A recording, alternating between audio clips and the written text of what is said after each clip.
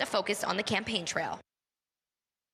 We're going to bring in Alex very shortly, but first I want to start with a legal analysis of what we saw today. And I'm joined tonight by Heidi Li Feldman. She is a professor of law at Georgetown, the perfect guest for this. Professor, thanks for being here.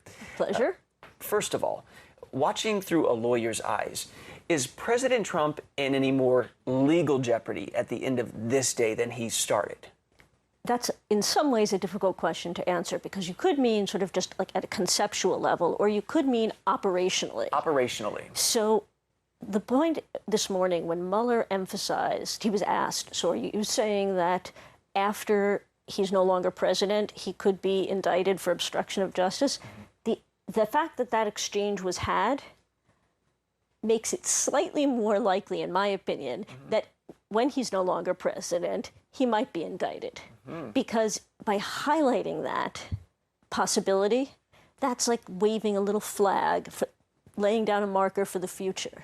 Okay. So, I mean, I think Trump has been nervous about this possibility all along, but I think he has reason to be slightly more nervous. Okay. Yeah, because Mueller is a circumspect guy, but this is a venue perhaps that he can go out there and lay down this marker. One of the things that got the most attention, and it ended up being flipped a little bit at the end, was this this interaction with Ted Lieu, a representative, a Democrat. And he asked about indicting a president and this legal opinion within DOJ of whether they can be indicted. Let's listen to this sound real quick, and then I want to get your legal take because there's been so much chatter. Listen. And I'd like to ask you, the reason, again, that you did not indict Donald Trump is because of OLC opinion stating that you cannot indict a sitting president, correct? That is correct.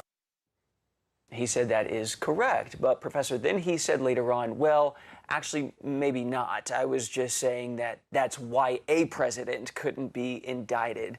So was that a misstatement? Did he say too much? What was going on? So as a lawyer, I was surprised that there was any need for clarification. Really? But that's because I'm sort of embedded in the discourse. And so when he says the guidance says you can't indict, he means any president. And I know that he means that. Okay, not a slip of the tongue situation. No, I mean, but then once the news, if a lot of pundits were saying, oh, he was somehow being very specific, or then he's going to feel compelled to clarify that, because that's a legally significant guideline.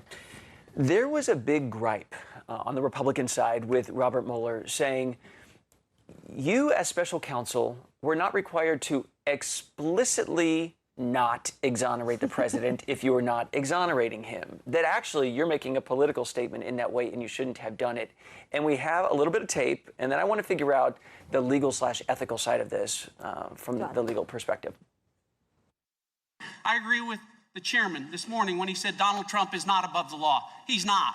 But he damn sure shouldn't be below the law, which is where volume 2 of this report puts him. All right, so if one of us, let's say we robbed a bank and they decided, no, they can't be charged, but coming out and saying, but we're not saying they didn't do it, that they said that wouldn't apply to any of us regular people, and the president's being treated differently. Is that true? No. So first of all, prosecutors in general, in many different settings, make it clear that a decision not to proceed with a case doesn't necessarily mean that the person didn't do anything troubling wrong. They'll say, you know, in general, if we don't pursue a case, it might be because we don't have enough evidence to secure a conviction.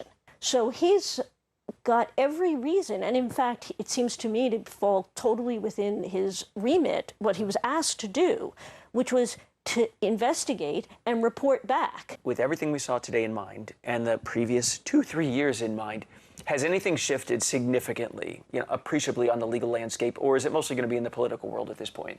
I think that by having Mueller testify and by him highlighting what his most salient conclusions were, what his most relevant conclusions were, what his most important conclusions were, that helps those in Congress who are interested in pursuing hearings, further investigations, and perhaps ultimately impeachment, it gives them information in a package that they can make use of. I see.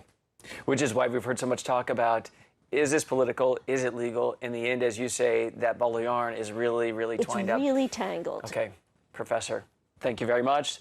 That's a legal element. We're talking more about the political element now. Let's turn to some other moments that happened in the hearings today. In your investigation, did you think that this was a single attempt by the Russians to get involved in our election, or did you find evidence to suggest they'll try to do this again? No, it wasn't a single attempt. They're doing it as we sit here. I hope this is not the